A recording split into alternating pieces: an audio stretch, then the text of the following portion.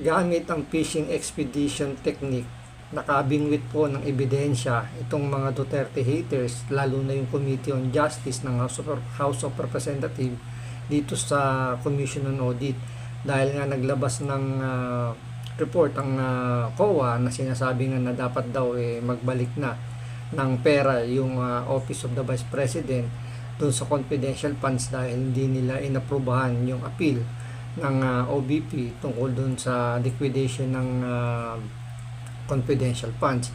Ngayon, kung titingnan ninyo, hindi na nila masyadong pinapansin yung naging testimonya ni Ramil Madriaga tungkol kay BP Sara, kasi nakita nila sablay yung mga pinagsasabi ni Ramil Madriaga dahil may mga nagde-debunk dun sa mga aligasyon niya tungkol nga dun sa sinasabi kaugnayan niya kay BP Sara.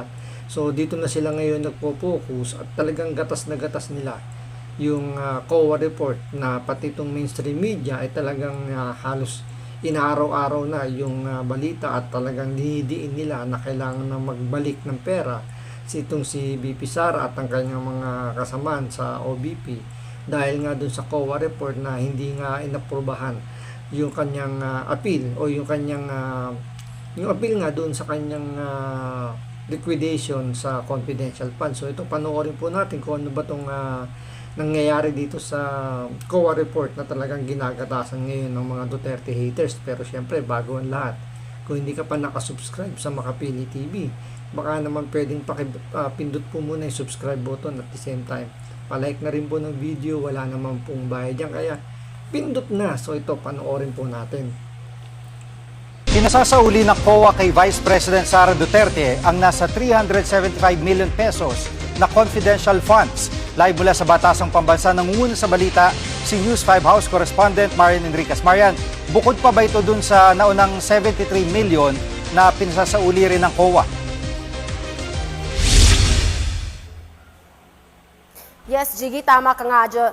Iba nga pa po ito no, sa naunang inisyu ng Commission on Audit na Notice of Disallowance kay Vice President Sara Duterte. Yun po kasing unang pinasasauling 73.2 million pesos ay mula dun sa confidential funds ng OVP noong December 2022 o yung taon mismo ng pagkakaupo niya bilang Vice Presidente. Final na po yan at dinenay na nga ng COA yung apila ng kampo ni VP Sara. Ito namang panibagong Notice of Disallowance ng COA issued March 31, 2026, buong 375 million pesos na confidential funds ng opisina po ni VP Sara noong taong 2023 naman yung pinababalik ng komisyon. At ayon nga po sa COA, may 4 na paglabag ang OVP sa paggastos ng confidential funds. Una nga riyan yung pag-utos umano ni VP Sara kay OVP Special Disbursing Officer Gina Acosta na ibigay yung confidential funds o pera kay Colonel Raymond Dante La Chica na hepe po ng Vice Presidential Security and Protection Group o VPSPG.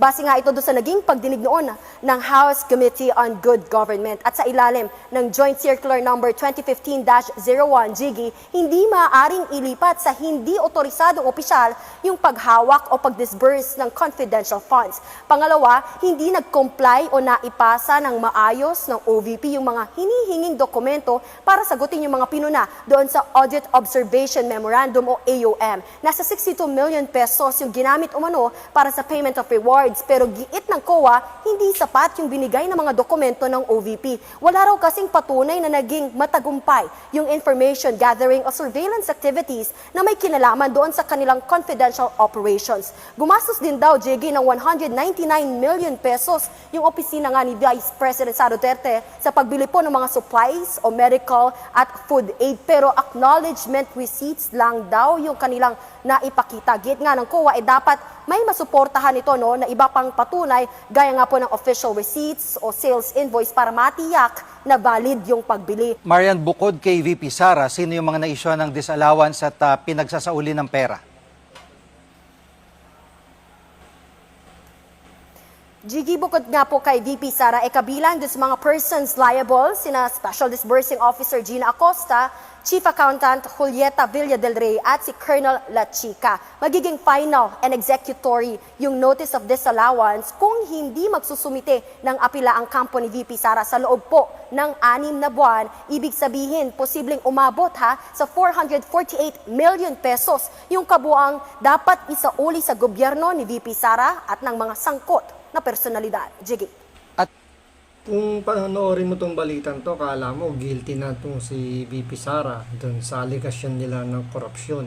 Pero hindi nila masyadong ina-highlights na may mga certain requirements lang o additional requirements lang na hinihingi sa kanila para alam niyo mapatunayan yung kanilang disbursement tulad ng sales invoice, kasi ang pinasa lang daw is acknowledgement receipt. So hinahanapan lang ng official receipt or ng sales invoice yung mga pinagbibili nila, kung saan ginamit yung confidential funds. Tapos may mga kulang lang na certification na kailangang i-attach dun sa kanilang mga reimbursement. So napakaliit lang ng mga, alam niyo, yung mga kulang na requirements para lang ma-approve na yung kanilang appeal. Pero pinalaki lang nila ng todo yung pag deny doon sa appeal ni Vice President Sara Duterte, at hindi nila din masyadong highlights na merong 160 days or 6 months itong si VP Sara para i-appeal ito sa Supreme Court. So hindi pa to tapos, hindi pa to final and executory na kagaya ng utos ng korte na kapag sinabing final and executory, wala nang appeal yun, kailangan niyang sundin yung sinasabi ng korte. Pero dito sa COA report, meron pang 6 months ang itong si VP Sara para patunayan na totoo o tama yung kanilang pag-disburse dun sa confidential funds niya. So, ito yung sinasabi natin na nangyari sa Committee on Justice, kung saan nga ay yung sinabi nga ng COA na kailangan daw ng magsauli ng amount o ng yung confidential funds, kailangan daw isoli ni VP Sara. Pero sinabi rin dito na kumbaga iakit pa to sa Supreme Court. Pero ito yung dinisregard nitong Committee on Justice. Kumbaga hindi na nila highlights yung sinabi ni Attorney Camora ng COA na pwede pang iapila ito ni VP Sara sa Supreme Court. So ito, pakinggan po natin. Gusto ko pong maintindihan na yung dapat isole ng OVP 375 million, Attorney? Yun po ba dapat isole? Yung saan ba yung dinenay ninyo?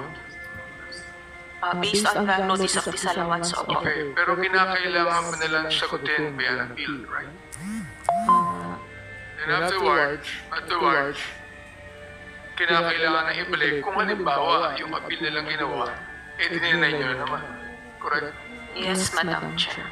Ano yung timeline ng pagsoli ng mga pera?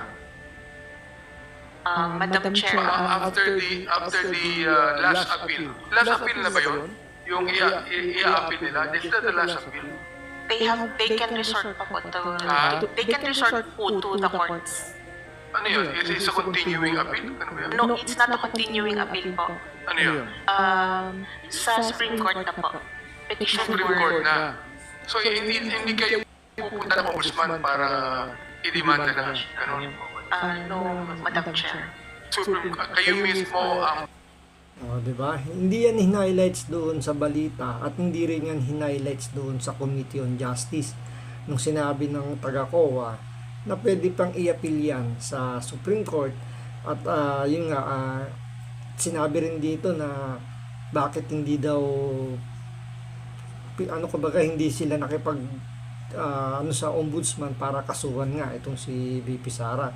So yung sinasabi lang dito ng COA na may final report na kung saan nga pinababalik nga nila yung certain amount dun sa confidential funds.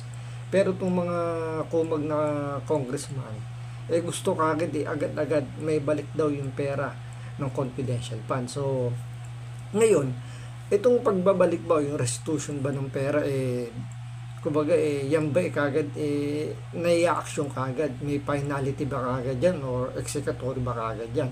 So ito yung sinasabi ni ang ganda ng banat dito ni Attorney Jimmy Bondoc na tinanong niya dito kay kay ngipin ng Kongreso, kay Shell Jokno, tungkol dito nga sa pag-appeal sa Supreme Court at kailan ba dapat ibalik yung pera na sinasabi ng COA. At dito yung makikita nyo rin dito na double standard itong mga dilawang ito, dahil kapag ang kanilang poon, yung kailang kinabibilangang grupo o ang tatamaan, hindi nila masyadong binibigyan ng pansin. Pero pag ito ay kalaban nila sa politika, parang ang nangyayari gusto agad nilang i-implement yung restitution. So ito panoorin po natin. Respectfully ask lang kung lumalabas online yung mga notice of disallowance kay Pinoy pa noong 2012, disallowed yung naka-appeal pa hanggang ngayon na many years later hindi pa binabalik, 400 plus billion din. Wala namang impeachment na final po sa kanya. What is your take on that lack of parallelism in the application of the law? This is not adversarial. I'm curious. Sure. I'm not aware of what happened in the previous administrations. Diba? Pagdating kay Pinoy, hindi siya aware na meron palang notice of disallowance na pinababalikan ng COA during Pinoy administration. At take note, ilang years na yun. So, natapos yung panahon ni Pangulong Duterte, which is 6 years. Then, tumatakbo na yung 3 taon ni Bongbong Marcos. So, almost 1 decade na, o 10 years na yung notice of disallowance ng COA. Pero dahil nga ito nakapil pa, at the same time, walang plano rin itong si Shell Jokno na alamin kung bakit, anong status na nung notice of disallowance under Pinoy administration. Pero siyempre, whoever it is, dapat the treatment should be the same. Yung on the appeal aspect lang po, na while it is on appeal, wala pang restitution dahil naka-appeal pa Yes. Diba? While on appeal, wala pa naman. Okay. But once tatanong the ko. appeal has been affirmed by COA, at least sa level ng COA, the obligation now gives It's on appeal gives sa Court rise. of Appeals po ang sinasabi ko. So wala pang restitution o meron na? I think, Final sa COA, appeal sa judiciary. ang alam ko, that is All the way that to the is Supreme Court executory unless there's a TRO issued by Yes. the court. Just to give an example, for example, Tingnan nyo, di ba? Kapag kay Sara Duterte o kalaban nila sa politika, ang ganda ng tanong ni Jimmy Bondoc may appeal sa, kumbaga may finality na sa COA, pero may appeal sa judiciary, kailangan na ba mag-restitute ng pera? So hindi masagot ni Shell Jokno dahil tatamaan si Pinoy. Pero sinasabi niya rito na kailangan daw muna ng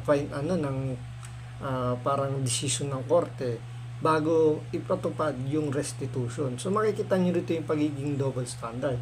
Ngayon itong kumag na abogadong si Palsis, pakinggan niyo naman yung logic niya tungkol dito sa restitution na sinasabi ng COA.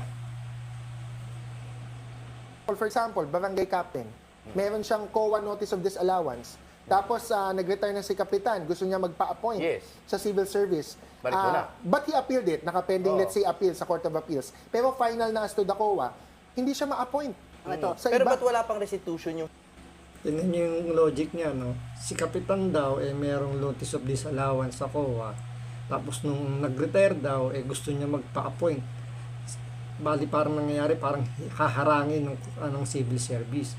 So magkaiba yung ine-example dito ni itong kumag na to, dahil hindi naman to apple.